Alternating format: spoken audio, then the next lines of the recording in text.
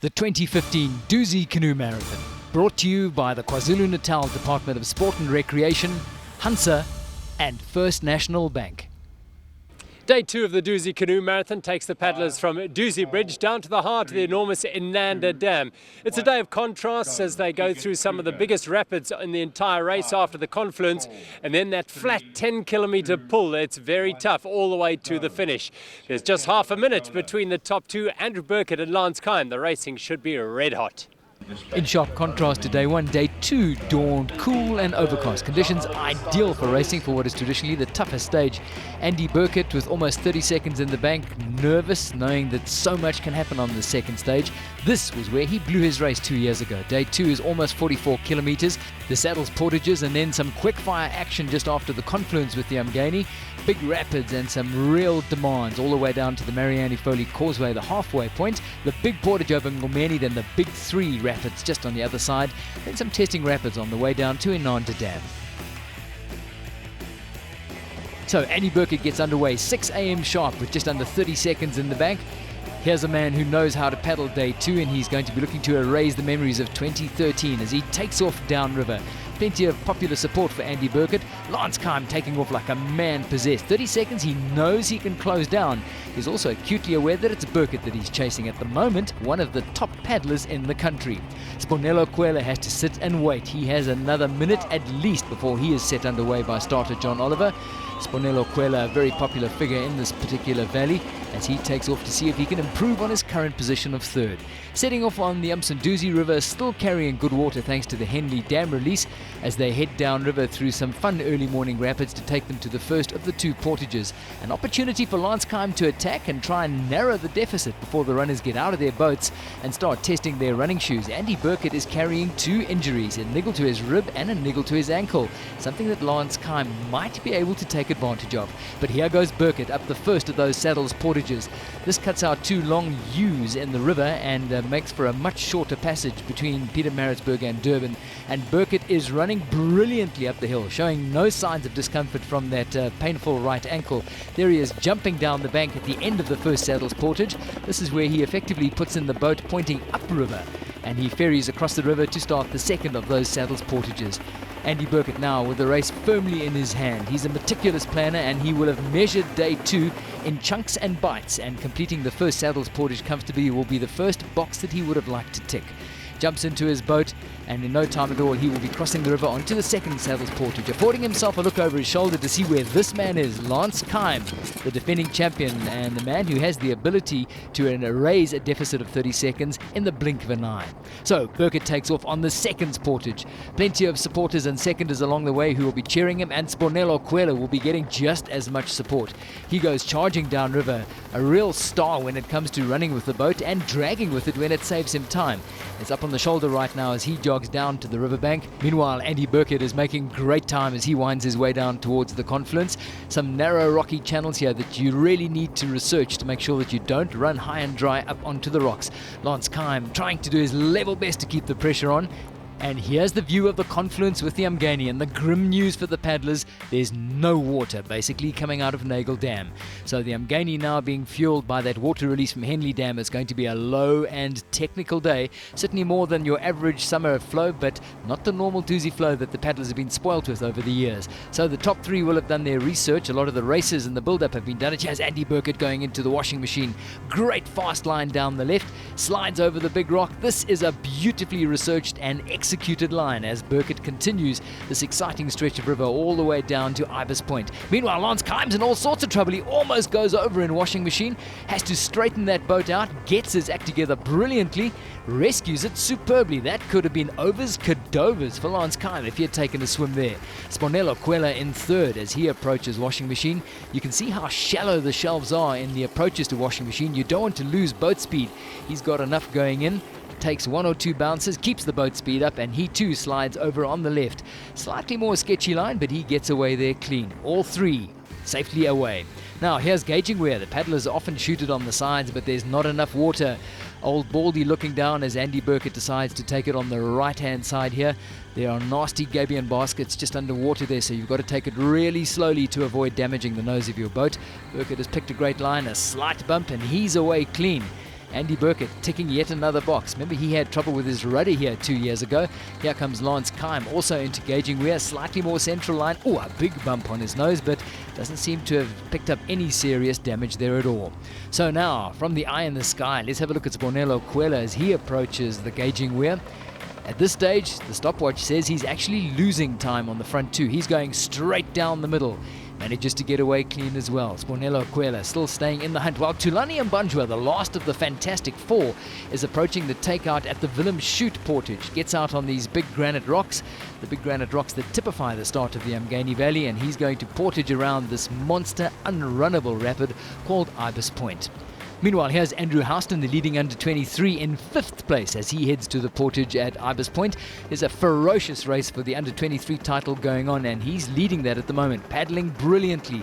The older brother of Alan Houston, who's leading the under-18s. The Marianne Foley Causeway, the exact halfway point of the Dusi Marathon in total. Andy Burkett slides under the bridge, no problems at all, and the stopwatch says that he is gradually increasing his lead over Lance Keim in 2nd. He knows the lines under the bridge safely, and no problems at all for the young Marty's Canoe Club star. Lance Keim, can he repeat that 2013 victory where his reward for consistency was his first ever Dusi title? He's going to have to stop this man somehow. Andy Burkett now, interestingly, using the old portage at Ngomeni Hill, which has just been opened up again by the race organisers. Something of a return to tradition. As long as the paddlers don't damage any of the paths or cut new paths on the way up the hill, they're now allowed to use the slightly longer but slightly easier portage on the way up. And you'll see Sponelo Kwela's opted to do the same. So the front three have all gone up the reopened old portage. They crest the hill, and this is where it becomes tricky, because while it's slightly easier on the way up, it's very steep on the way down. Andy Burkett opting to drag his boat, and he's just about completed that, ready at the put-in. And from the put-in here, you've got to have your act together. Your head has to be in a good place. Here's Lance Keim in the steep, overgrown old Ngomeni portage, so steep and uncomfortable on the way down. But the paddlers have done their homework and they've worked out it is faster, so it's a must-do for anybody in a serious race. In a serious race, this one most certainly is. Lance Keim completes the Ngomeni Hill portage, heads back down to the Umgeni River, and he's got a couple of paddle strokes to take him to Gumtree Rapid. Now here's Sponelo Kwela, very cleverly cutting it to the left. Mamba Gorge, this is the reason we portage Ngomeni Hill, because Mamba Gorge is this monster cataract that is totally unrunnable, and it's one of the few compulsory portages. Just below that, Andy Burkett into Tombi Rapid. This is where he blew it in 2013. He'll have a huge sigh of relief to enjoy at this stage as he gets through Tombi safely. Just behind him is Lance Keim into Tombi, a slightly more central line. No problems at all for Lance Keim. Just behind him, Sponelo Kwela, now the last of the big three, approaching the second of the so-called Big Three Rapids. Sponelo is safely through, cutting a little fine against the rocks. Meanwhile, Andy Burkett has found his way to Hippo, so shallow at this water level. Gets his nose a little bit wedged against the rocks, but gets away clean. Now he has to put his nose into the main drop at Hippo. Joins the main current. Absolutely no problem for Andy Burkett. Meanwhile, Lance Keim has decided to go down the central challenge. This is strewn with rocks and fraught with hazards. Skirts the big nasty rock, drops into the bottom hole, and gets away clean. Brave move. And Sponelo Kwela is doing the same. Gets a bit eaten in the hole. Gets out of the bottom unscathed as well. So brave moves from 2nd and 3rd. Shows the pressure they're under. Now, let's go back to the women's race. Laura O'Donoghue down the centre of gauging weir. Bumps the nose of her boat, but keeps it together beautifully. She's got more than 20 minutes in the bank at this stage over Kana Peak, the young Epworth schoolgirl. She opts for a slightly left line, also takes a bump on the nose, hits the Gabion baskets, but gets away clean. Laura O'Donoghue approaching the Marianne Foley Causeway. Everything going 100% according to plan on what was a technical and tricky day for many of the paddlers. O'Donoghue having planned a Dusi campaign that she is busy meticulously executing, and she certainly richly deserves the lead she's got at this stage. Now back to the men's race, and as they approach the headwaters of Ananda Dam, they've got 11 kilometers of flat water to go, as Andy Burkett has just been given a split from his second, saying his lead is only 1 minute. Now that spooked him, and you can see him up his stroke rate. He's now aware that there might be paddlers homing in on him. So Burkett, the under-23 world marathon champ of 2 years ago, has decided to gun it all the way to the finish. Spornello Quella and Lance Keim are going to be trying to do the same, but there's no catching Andy Burkett at this stage in the game.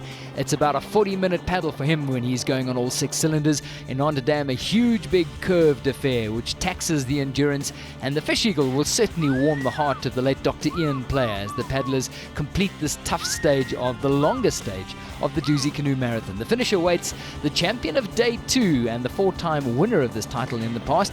He now has it in the palm of his hand as he crosses after a superb day. Celebrating a great achievement. Now, stopwatches. How much of a gap has he actually got? Time for a dip first. The stopwatch ticks as Lance Keim comes round that last corner, paddling through some of the dead trees that are a hallmark for the paddlers. They know they're close to the finish. Looks up to his stopwatch. It's good news for Andy Burkett. He's 5 minutes behind. So plenty of work for the young Marties and defending champion to do, and Spornello Quella solidly in third, but he knows his race of catching Lance Keim and Andy Burkett has suddenly turned into a very complicated affair for day 3. You know what, before the race, I was always telling myself it's a 3-day race. It's not a 1 or 2 day race. Anything can happen. You have to make sure you don't make mistakes. So it's not over till the fat lady sings. When you start with that kind of gap, you always want to try and close it down. But the fact that it was Andy Burkett I was chasing, I wasn't too optimistic at the start of the day. We know day 2 is a paddling day, and Andy Burkett's unbelievably strong at paddling at the moment. So I looked to try and eat into that lead, but from early on it was clear that he was extending his gap. Meanwhile, Laura O'Donoghue is still comfortably in the top 50 overall. She's now earned a half-hour lead in the women's race. Let's look at the overall classification. That's the tail of the tape going into stage 3. Andy Burkett with 5, Lance Keim, Spornello Quella, and then a dogfight for the under-23 title in 5th, 6th and 7th. As far as the women's race is concerned, it's Laura O'Donoghue's to lose right now. She's got half an hour in the bank over Kana Peak, and Jenna Ward now up to 3rd. So the third and final stage from Inanda Dam to Durban, intriguing to say the least. It's going to be blindingly hot, and more importantly, the paddlers are going to be contending with 20 Cumex water release from Inanda Dam instead of the usual 36. Testing day on the river to Durban.